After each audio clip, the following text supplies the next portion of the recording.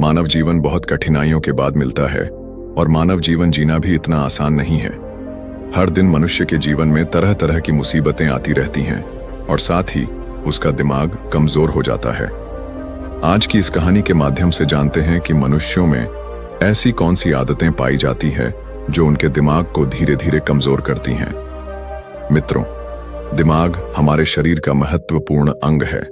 हमारे शरीर के अंदर होने वाली हर क्रियाएं मस्तिष्क से ही संचालित होती हैं। किसी घटना पर हम कोई भी सुझाव देते हैं तो वह केवल और केवल मस्तिष्क के ही कारण हो पाता है। अगर आप अपने किसी भी शरीर के हिस्से या हाथ को मोमबत्ती की तरफ लेकर जाते हैं तो वह आपके हिस्से को जला देती है, लेकिन इसका संदेश सबसे पहले मस्तिष्क तक पहुंचता है और तभी आप अपना हाथ जल्दी से हटा लेते हैं, क्योंकि आपके मस्तिष्क में यह बात आ जाती है कि अगर हाथ को मोमबत्ती के पास ज्यादा समय तक रखा तो हाथ जल जाएगा। यदि व्यक्ति का मस्तिष्क ठीक से काम न करे तो वह इस दुनिया में जीवन जीने के लायक भी नहीं रह सकेगा। सभी जीवित प्राणियों में मस्तिष्क जन्म से होता है और इसका विकास उम्र के साथ होता रहता है, लेकिन कई बार हमसे जीवन में कुछ ऐसी गलतियां या आदतें बन जाती हैं जो हमारे मस्तिष्क को कमजोर करती हैं, और इन आदतों के लिए कोई और नहीं बल्कि हम स्वयं जिम्मेदार होते हैं। दोस्तों, महात्मा बुद्ध की शिक्षा हर किसी के जीवन को नई दिशा दे सकती है। एक समय की बात है, महात्मा बुद्ध अपने कुछ शिष्यों के साथ यात्रा पर जा रहे थे। चलते चलते वे एक जंगल के में पहुंचे और अंधेरा होने लगा। महात्मा बुद्ध और उनके शिष्यों ने निर्णय लिया कि आज की रात वे यहीं पर बिताएंगे और कल सुबह होते ही आगे की यात्रा पर निकलेंगे।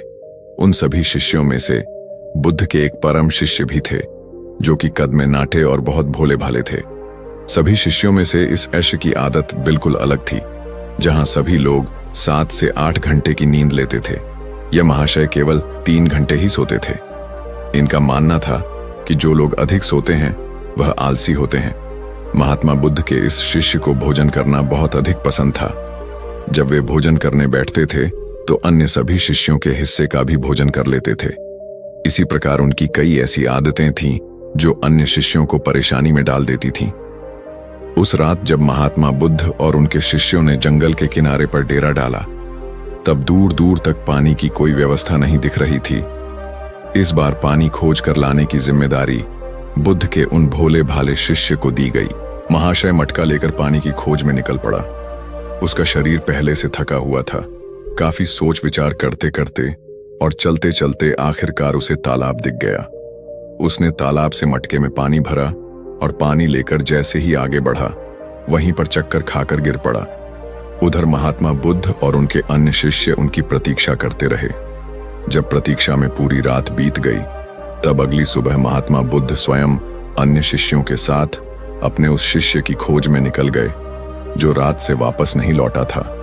सभी लोग उसे खोजते हुए तालाब के पास पहुंचे और मूर्छित हुए शिष्य को होश में लाने का प्रयास किया।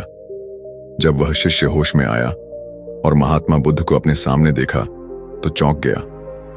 उसे कुछ भी याद नहीं था कि वह तालाब के पास क्या कर रहा है।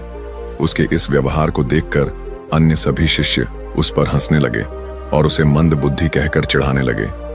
वह भोला भाला शिष्य वहीं पर रोने लगा और कहने लगे कि हाँ, मैं मंद बुद्धि हूं। तब महात्मा बुद्ध ने सभी को शांत कराया और अपने शिष्य को समझाते हुए बोले कि हम सभी ने देखा है, तुम्हारी आदतें अन्य मनुष्यों से बिल्कुल अलग हैं। तुम बहुत कम सोते हो और बहुत अधिक खाते हो। मैंने तुम्हारे अंदर एक नकारात्मक जीव को महसूस किया है जो तुम्हारे मस्तिष्क को दिन रात कमजोर कर रही है। तब वह शिष्य और अधिक तेज से रोने लगा और कहने लगे कि गुरुदेव, अब आप भी मुझे मंद बुद्धि कह रहे हैं। तब महात्मा बुद्ध ने कहा कि नहीं, ऐसा नहीं है। तुम एक होशियार और बुद्धिमान मनुष्य हो, किंतु तुमने कुछ ऐसी आदतों को पाल रखा है जिसके कारण तुम्हारा मस्तिष्क कमजोर हो रहा है। तब शिष्य ने कहा कि हे गुरुदेव, ऐसी कौन सी आदतें हैं जिनसे मनुष्य का मस्तिष्क कमजोर होता है? तब महात्मा बुद्ध ने कहा कि आज मैं तुम्हें बताता हूं कि ऐसी कौन सी आदत है जो मनुष्य के मस्तिष्क को कमजोर करती है। मेरी बात को सभी लोग ध्यान से सुनना। महात्मा बुद्ध ने बताना प्रारंभ किया। पहली आदत, नींद के महत्व को समझने में भूल करना। कई ऐसे व्यक्ति होते हैं जो नींद को गंभीरता से नहीं लेते हैं। उनका यह मानना होता है कि ज्यादा सोना समय की बर्बादी होती है। यदि वे कम सोएंगे तो अधिक कार्य कर पाएंगे और अधिक सक्रिय रहेंगे, जबकि यह सोचना बिल्कुल गलत है। नींद हमारे शरीर की एक मुख्य आवश्यकता है। दिन भर काम करने के बाद जब शरीर थक जाता है तो उसे कम से कम 5 से 6 घंटे की नींद की आवश्यकता पड़ती है। तभी जाकर वह अगले दिन के लिए सक्रियता से तैयार हो पाता है। कम सोने वाले व्यक्तियों की मानसिक क्षमता भी कमजोर मानी जाती है।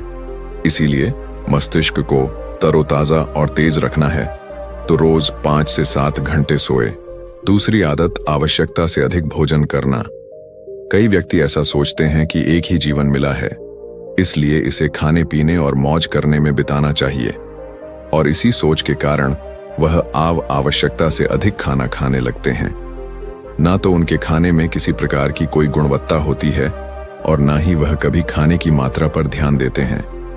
कई लोगों को लगता है कि अधिक खाने से शरीर को अधिक ताकत मिलती है, जबकि ऐसा कुछ नहीं है। अधिक खाने से शरीर में केवल बीमारियां ही लगती हैं। कभी पाचन संबंधी बीमारी तो कभी शरीर का मोटापा। यह सब कुछ खाने की गलत मात्रा और उसकी गुणवत्ता के कारण ही होता है। जब व्यक्ति का शरीर बीमार रहेगा तो इसका असर मस्तिष्क पर भी होगा। इसलिए अपने मस्तिष्क को तेज रखने के लिए सही मात्रा में और सही गुणवत्ता वाला भोजन करना चाहिए। तीसरी और खास आदत, खुद को कार्य करने की मशीन समझना। इस संसार में कई ऐसे व्यक्ति हैं जो दिन रात काम के पीछे भागते रहते हैं, और इस बीच ना तो वे अपने शरीर को आराम देते हैं और ना ही कभी अपने परिवार को समय देते हैं। ऐसी आदतों से उनके जीवन में तनाव बढ़ जाता है और एक दिन ऐसी थकान हो जाती है कि फिर वह पहले के जितना सक्रिय नहीं हो पाते हैं। इसलिए अगर आप भी खुद को कार्य करने की मशीन समझ रहे हैं तो आप अपने शरीर को खराब करने के साथ साथ अपने दिमाग को भी खराब कर रहे हैं। इस आदत को आज ही खत्म करें और एक सामान्य जीवन की जितनी आवश्यकता है उतना ही कार्य करें। चौथी आदत, बुरी आदतों की भरमार रखना। कई व्यक्तियों में आलस्य इतना अधिक होता है कि वह किसी भी काम को ठीक से नहीं कर पाते हैं। उनके शारीरिक और मानसिक शक्तियों में अक्सर कमजोरी पाई जाती है, और इस कमजोरी का मुख्य कारण होती है उनकी गलत आदतें।